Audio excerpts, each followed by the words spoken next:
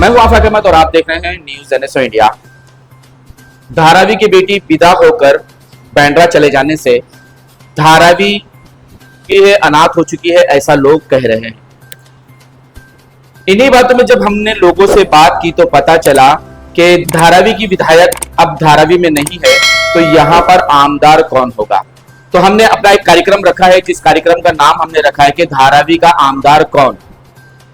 इसी बात पर लेकर हमने कई लोगों से चर्चा की, कई लोगों से बात किया, लोगों से जानने की कोशिश की कि धारावी में क्या गायकवाड़ परिवार का ही कब्जा होगा, क्या वर्षा ताई ही एक विकल्प है या और भी कोई हो सकता है। तो लोगों ने अपनी अपनी राय दी, जो आगे हम आपको दिखाने की कोशिश करेंगे। लेकिन लोग ये भी कह रहे हैं कि धारावी में विकल्प होना चाहिए, कोई और आमदार खासदार बनना चाहिए। जैसे कि खासदार की तो शुरुआत हो चुकी है, लेकिन आमदार के लिए कहा जा रहा है कि वर्षा ताई के बाद अब यहां पर छोटी ताई की एंट्री हो चुकी है। वो गली गली घूमकर लोगों से कांटेक्ट मुलाकात कर रही है और खास करके कार्यक्रम लिया जा रहा है जो आरोग्य शिविर करके लोगों से पहचान कराई जा रही है। लेकिन हमने विकल्प और ढूंढने की कोशिश की, तो हमारे साथ आप देखें महेंद्र सालवे सर हैं कि इनसे जानना चाहेंगे कि सर आप कांग्रेस में बहुत ज्यादा दिनों से हैं, वरिष्ठ नेता है, क्या देखा है कांग्रेस को, कब से कांग्रेस को आप देख रहे हैं, कितने सालों से आप काम कर रहे हैं इसमें। कांग्रेस में मैं 1978 में जो इंदिरा गांधी का क्राइसिस पीरियड था, उस पीरियड में इंदिरा गांधी को बड़े बड़े दिग्गज लोग, बड़े बड़े लीडर लोग छोड़ के चले गए और सामान्य जो कार्यकर्ता थे वो इंदिरा गांधी के साथ जुड़ा रह गया। वो इसके लिए जुड़ा रह गया कि इंदिरा गांधी ने इमरजेंसी में 20 कलमी कार्यक्रम के अंदर जो गरीब लोगों को ऊपर उठाने का जो कार्य किया है वो लोगों ने ध्यान में रखा। और इंदिरा गांधी 1979 को वापस सत्ता में आए, उसकी परिणति वो हो गई। तो मैं इंदिरा गांधी से जुड़ा हूँ। जुड़ने के बाद में 1999 का विधानसभा का इलेक्शन था। वाह, उस समय एकनाथ गायकवाड़ आमदार थे, मतलब वो आमदार थे 1985 से 1995 तक। 1995 को एकनाथ गायकवाड़ साहब को बाबूराव माने साहब ने हरा दिया था। उसके बाद और एकनाथ गायकवाड़ साहब को हरा नहीं था तो राजीव बावधनकर करके कांग्रेस का कैंडिडेट था। एकनाथ गायकवाड़ साहब का टिकट उस समय कट हुआ था, राजीव बावधनकर हार गया था धारावी में। उसके बाद 1999 को दोबारा कांग्रेस का जब इलेक्शन लग गया विधानसभा का, तो गायकवाड़ साहब ने भी फॉर्म भरा था और मैंने भी फॉर्म भरा था। और मेरा नाम मुझे प्रथम श्रेणी में, इसका विटनेस कांग्रेस के जिला अध्यक्ष हुकुमराज मेहता है, आप उनसे भी जानकारी ले सकते हैं कि मेरा नाम लगभग तय हुआ था, पक्का हुआ था। लेकिन मैं गुरदास कामत साहब के ग्रुप का था 99 में और एकनाथ गायकवाड़ साहब मुरली देवरा के ग्रुप के थे। ये ग्रुप की लड़ाई थी और कांग्रेस की सीट खाली थी, सीटिंग कोई नहीं था। तो मैंने मेरी दावेदारी उस समय पेश की थी और आयन मूवमेंट पे लास्ट मूवमेंट के ऊपर मेरा टिकट कट गया। गुरदास कामत साहब ने मेरे को तिलक भवन में मेरी माफी मांगी कि महेंद्र, मैंने तेरा नाम लास्ट तक लड़ाया लेकिन नहीं हो गया, तू मेरे को उसलिए माफी करना। क्या पता चला आपको ये क्यों ऐसा बदला पासा, आपको टिकट काट कर किसी और को दिया गया? ये बात इसलिए बैठा कि कांग्रेस में गुरदास कामत और मुरली देवरा का बहुत बड़ा वैर था। अच्छा। और उस मूवमेंट में मैंने गुरदास कामत को जाहिर में साथ दी थी। मेरे वजह से उस समय मुंबई कांग्रेस का जो ऑफिस था वो ऑफिस तोड़ गया था। मैंने जो भाषण किया कि ये मुंबई कांग्रेस क्या मुरली देवरा प्राइवेट लिमिटेड कंपनी है क्या, ये जब मैंने भाषण में बोला तो पूरे कार्यकर्ता ने कुर्सी फेंक करके वो ऑफिस तोड़ दिया और मुझे 6 साल पार्टी से उस समय निकाला गया था। लेकिन कामत साहब इंडियन यूथ कांग्रेस के अध्यक्ष बन गए और मेरा जो निलंबन है 6 साल का वो कामत साहब ने खत्म किया। और उसके बाद में 99 में मुरली देवरा ने प्रेस्टीज इश्यू करके एकनाथ गायकवाड़ साहब को टिकट दे दिया। तो अब क्या ऐसा लगता है कि जिस तरह से आप लोगों की मदद करते चले आए हैं बिना किसी फायदे के, हमेशा आप सड़क पर दिखाई देते हैं, लोगों की मदद करते हुए दिखाई देते हैं, क्या अब इच्छा जाग रही है क्या आपकी कि आप भी आमदार के लिए लड़े?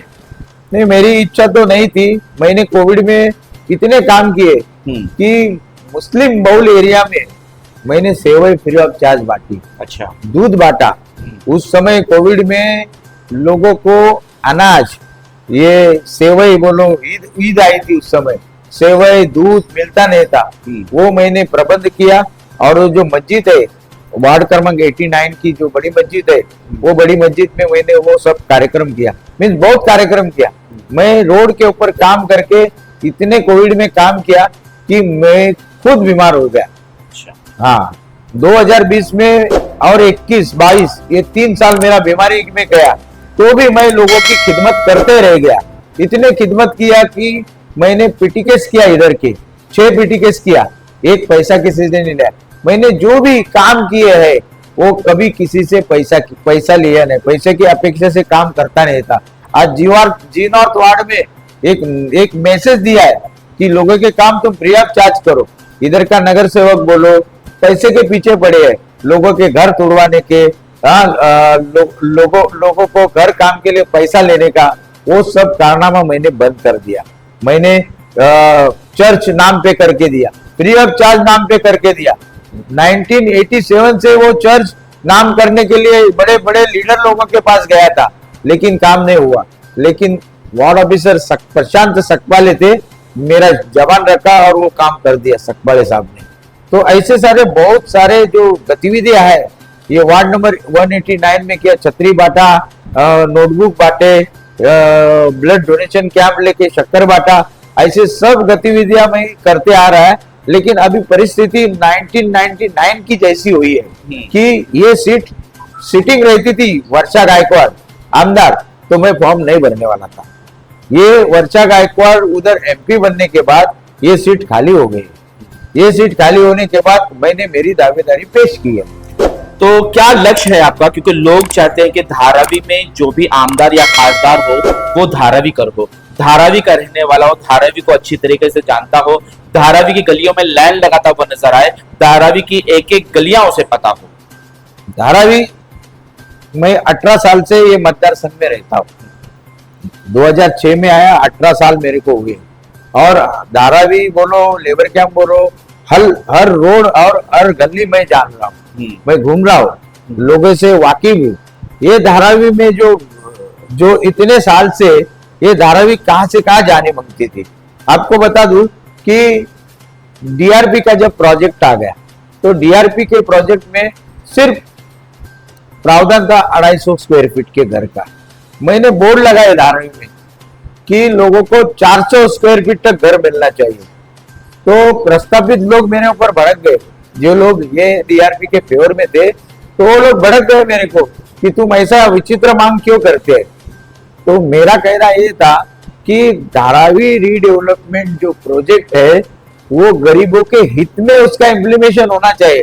आज इतने साल से लोग धारावी में ऐसे परिस्थिति में रहते हैं, तो उनको ऊपर उठाने के लिए 400 स्क्वायर फीट क्यों नहीं दे सकते। अभी तो 400 तक आया है ना, लेकिन वो मांग मेरी उस जमाने में थी जब नया डीआरपी आया था। लेकिन डीआरपी भी तो लाने वाले आप ही लोग थे, कांग्रेस ही थी, खास करके कहा जा रहा है कि गायकवाड़ साहब ही लाए थे। डीआरपी जो लाई वो बहुत ही अच्छे तरीके से आई थी, विलासराव देशमुख ने लाई। विलासराव देशमुख के और मेरे संबंध थे, तो डीआरपी बहुत ही अच्छे, मीन्स एक नगर, एक अर्बन डेवलपमेंट करने का था। मीन्स गटर अलग था, सब ट्रैफिक, आज देखो आप कितना ट्रैफिक होता है, कितने बिल्डिंग में आज परिस्थिति ऐसी है कि दो तीन माला चढ़ रहे हैं। तो ये ऐसे परिस्थिति में डीआरपी होता था तो लोगों को संडास बाथरूम सुकून से रहने को मिलता था। इसके ये भूमिका थी। डीआरपी पे तो बार बार आरोप लग रहा है, लोग लगा रहे हैं, और आपके अपोजिशन तो बार बार लगा रहे कि डीआरपी जो थी उसी की वजह से धारावी का विकास रुक गया है, और खास करके गायकवाड़ परिवार ने इसे रोका है। नहीं, मेरा कहना ऐसा है कि डीआरपी बहुत अच्छी योजना थी, लेकिन उसकी अमल बजावनी ढंग से हुई नहीं। अच्छा, उसके पीछे बढ़ना चाहिए। हाँ, तुम इलेक्शन आएगा, लोगों को कुछ वादे करेंगे, वो नहीं रहना चाहिए। तो लोग तो यही कह रहे हैं ना, ये लॉलीपॉप था, लॉलीपॉप डीआरपी का देकर लोगों को आज 20 साल रोका गया है। 20 साल हो गया कि डीआरपी का कोई काम नहीं हुआ अभी तक। देखो, हमारे जैसा सक्षम लोक प्रतिनिधि मिलता था तो डीआरपी बन ही सकती थी। बिल्कुल। हाँ, और नहीं बनती तो हम रद्द करते थे और लोगों को बोलते थे कि तुम तुम्हारा डेवलपमेंट करो। लेकिन लोगों को एक तो कुछ देना नहीं है और लोगों के भावना से खेलना है, ये काम हमने हमारी जिंदगी में किया नहीं। चलिए सर, मेरा अगला सवाल ये है कि धारावी का आमदार कैसा होना चाहिए, उसकी क्या क्या जिम्मेदारियां हैं और धारावी को किस तरह से वो देखता है एक आमदार। धारावी का आमदार नॉन करप्ट चाहिए। लोगों, क्योंकि गरीब लोग रहते हैं, इतने गरीब लोग हैं। अभी बिल आ गया, इलेक्ट्रिक का बिल आ गया, वो बिल कैसा गूगल पे ऊपर आ गया। बिल्कुल। धारावी में स्मार्टफोन है क्या गरीब लोगों के पास? जिनके पास नहीं हो क्या करेंगे? तो मैनुअल तो बंद नहीं करना मांगता था। हाँ, तो उसके लिए हमने जनरल मैनेजर की ये किया, क्योंकि इसमें क्या होता है कि लोग पढ़ते नहीं, गूगल देखते नहीं, ये नहीं, तो वो बिल ऑटोमेटिकली बढ़ता है, उसका इंटरेस्ट बढ़ता है और वो लोगों को भुगतना पड़ता है। तो इसके ऊपर तो कभी ध्यान दिया ही नहीं। अभी संजय रमेश भालेराव धारावी के बचाव समिति के समन्वयक मेरे सामने बात लाई और हमने उसके ऊपर अमल बजावनी शुरू की। हाँ, जो काम ये लेबर कैंप में जो कमान का था, आज 25-30 साल से नगर सेवक आमदार थे, वो नहीं कर पाए। हाँ, वो काम हमने आज लास्ट स्टेज पे लाया है। तो ऐसे जो काम है वो काम के पीछे पड़ने मांगते हैं। धारावी के आमदार ऐसा मांगता है कि पब्लिक का हित देखने वाला मांगता है, खुद का हित देखने वाला नहीं मांगता है। तो खुद का हित देखने वाला रहेगा तो ये धारावी ऐसी पड़ी रहेगी। सर, एक और सवाल धारावी का ज्यादातर उठाते हैं, उनको कोई अच्छा कॉलेज नहीं मिला है, ना ही यहाँ पर कोई अस्पताल उनको मिली है। अरे, अच्छी बैंक नहीं है इधर। नेशनलाइज बैंक मेरे को बता दो किधर है। हाँ, अभी वो धारावी में 90 फीट के इधर वो क्या है, उधर वो HDFC या उधर वो बैंक आई है। नहीं तो धारावी में अच्छा कॉलेज नहीं है, अच्छा हॉस्पिटल नहीं है, अच्छा बैंक नहीं है। ये सब सुविधा सिर्फ इधर क्या है कि मुसलमान लोग कांग्रेस के प्रति उनकी सहानुभूति है, वो मुसलमानों का वोट लेने का, इलेक्शन के टाइम के ऊपर लोगों को खुश करने का, पैसा बांट के, यही धंधा चलेला है। तो ये अब आप क्या करना चाहते हैं? अगर आपको जनता ने मौका दिया और आप यहाँ पर आमदार बने तो क्या करेंगे? मैं, जनता ने मौका दिया, लेकिन मैं मेरा स्पष्टीकरण देना चाहता हूं कि मैं पार्टी के पास टिकट मांगा है। पार्टी जिसको टिकट देगा उसका मैं काम करेगा, क्योंकि आज तक 2014 में मैंने वर्षाताई और वर्षाताई का पिताजी का काम किया। 2019 में मैंने वर्षाताई के पिताजी का काम किया और मैं कांग्रेस के विपरीत परिस्थिति में भी कांग्रेस के साथ रहा है। मैं कांग्रेस से गद्दारी कभी करूंगा नहीं। हाई कमांड जिसको टिकट देगा उसका मैं भाईचारगी से काम करने वाला हूँ। और मेरे को जो टिकट मिला तो धारावी का मैं नंदनवर करके रहूंगा।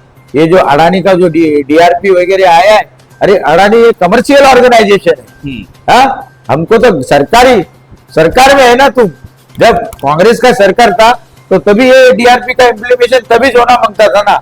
ये ऐसा इतने दिन तक, इतने साल कर रख के क्या फायदा है? उसके ऊपर कुछ तो भी निर्णय होना मांगता है। आज ये गवर्नमेंट ने, बीजेपी गवर्नमेंट ने अडानी को इतनी फैसिलिटी दी है, वो फैसिलिटी, सरकार की फैसिलिटी उसको ट्रांसफर की है। ये कितना बड़ा एक पूंजीपति को बढ़ावा देने का रास्ता है कि नहीं, आप बोलो। और मेरे जैसा लोक प्रतिनिधि वो रास्ता बंद करने का पूरा कोशिश करेगा। धारावी में और भी बहुत सारी समस्याएं हैं, क्या उस समस्याओं पर भी आप ध्यान देंगे? अभी मैंने पहली समस्या मेरे सामने आई लाइट बिल की, तो मैंने ध्यान दिया। लेकिन लाइट बिल की अगर आप बात कर ले तो लाइट बिल की अगर किसी को ज्यादा बिल आती है तो वो बीएसटी पे भरना ही पड़ता है। कोई ऐसा नियम बनाए कि जितनी उसकी बिल आई है वही उसको भरना पड़े। आपने जनरल मैनेजर के पास वही मांग की कि वो बिल ज्यादा क्यों है, इससे इन्वेस्टिगेशन करो और उसको 3 इंस्टॉलमेंट दे दो। 3 इंस्टॉलमेंट दे दो। अरे आपका जो पॉइंट है कि जो बिल ज्यादा आता है तो तुरंत काटना नहीं चाहिए, वो हम सोमवार को गावड़े साहब को मिलके उनको एक पॉइंट रख देंगे उनके साथ। धारावी में गटर नालों का भी बहुत ज्यादा दिक्कतें आ रही है और एक समस्या अभी हमने बहुत ज्यादा लोगों में देखी है कि जो ज्यादा उम्र के लोग हैं, बॉम्बे में, पूरी बॉम्बे में सबसे ज्यादा अब जो है बुजुर्ग होते जा रहे हैं, उन बुजुर्ग को शौचालय में जाने में दिक्कत हो रही है क्योंकि उनके घुटने में दर्द होता है, वो जमीन पर बैठ नहीं पाते। तो क्या आप ऐसी शौचालय में व्यवस्था करेंगे कि उनको कोई ऐसा शौचालय मिले कि वो आराम से बैठ के शौच कर सके? उनको इंग्लिश टाइप का शौचालय का प्रावधान करेगा, लेकिन ये शौचालय वगैरह का जो काम है वो नगर से होता है। लेकिन फंड तो जाता है एमएलए से। लेकिन एमएलए के सामने आ गया ये बात, तो उसके ऊपर जरूर अमल बजावनी हो जाएगी। तो आप इसके लिए क्या कार्रवाई करेंगे? इसके लिए मेरे सामने जो जो मसाइल आएंगे उसका तुरंत मैं निराकरण करने का पूरा कोशिश करूंगा। आज तक मैंने किए, मैं सत्ता पे नहीं रहते हुए भी ये गटर मीटर और वाटर के काम बहुत किए हैं 189 वार्ड। अभी ये जो परिमार्जन पूरा मैंने आपको दे दिया है, इससे मेरा एक ही ये है कि मैं 80% सामाजिक कार्य करता हूँ और 20% राजनीति करता हूँ। और राजनीति मैं कांग्रेस पक्ष में जुड़ा हूँ, इंदिरा गांधी के टाइम से जुड़ा हूँ, इसलिए कांग्रेस का टिकट मांगना ये मेरा अधिकार है और वो मैं टिकट मांगूंगा। कांग्रेस के हाईकमांड की प्रोसेस ऐसी है कि फॉर्म भरने के बाद उसका इंटरव्यू होता है, इंटरव्यू होने के बाद पार्लियामेंट्री बोर्ड बैठता है, पार्लियामेंट्री बोर्ड बैठने के बाद जो 2 नाम तय होते हैं जिनको देना है या एक नाम तय होता है, वो नाम screening committee all India Congress committee रहती है, उसके पास जाता है और उसके बाद अनाउंस हो जाता है। कांग्रेस कभी जल्दबाजी करती नहीं है, ये सब प्रोसीजर करके फिर उम्मीदवार का तय होता है और उसी हिसाब से मैं मेरा उम्मीदवारी दाखिल करने वाला। साथियों, धारा आमदार सीट खाली हो चुकी है। वर्षा गायकवाड़ यहाँ से खासदार होकर बांद्रा चली गई है, तो अब धारावी में आमदार की कुर्सी बिल्कुल खाली है और आमदार के तो बहुत सारे लोग हैं जो अपना चेहरा सामने करेंगे, लेकिन हमने सवाल उठाया है कि खास धारावी का खासदार कौन। तो इस सवाल के लिए हम आप तक भी पहुंचेंगे और आपको तैयार रहना है जवाब देने के लिए कि कब कौन कैसा आमदार होना चाहिए। तो इस आमदार के लिए, आमदार को लेकर हमने बहुत सारे सवाल किए हैं और आपके साथ महेंद्र सावड़े हमारे साथ हैं जिन्होंने बताया कि वो कैसा होना चाहिए। धारावी की जो समस्याएं हैं उस समस्याओं को खास करके ध्यान देना चाहिए और उन समस्याओं पर मेहनत करनी चाहिए, ना कि आराम से बैठना चाहिए, ताकि आगे इलेक्शन में फिर वो कार्रवाई शुरू हो और फिर वो सिर्फ पैसे का सहारा लेकर अपनी कुर्सी बचा सके। आमदार का पद जो है बहुत जल्द ही भरने वाला है और इस पद के कई दावेदार हैं, लेकिन महेंद्र सावड़े जो है वो एक सामाजिक कार्यकर्ता हैं। मैं आपसे गुजारिश करूंगा, रिक्वेस्ट करूंगा कि इसी तरह का कोई आमदार आप चुने जो आपके बीच हो और आपका काम कर सके। आज तक के लिए इतना ही। देश विदेश की खबरों के लिए देखते रहें न्यूज़ NS।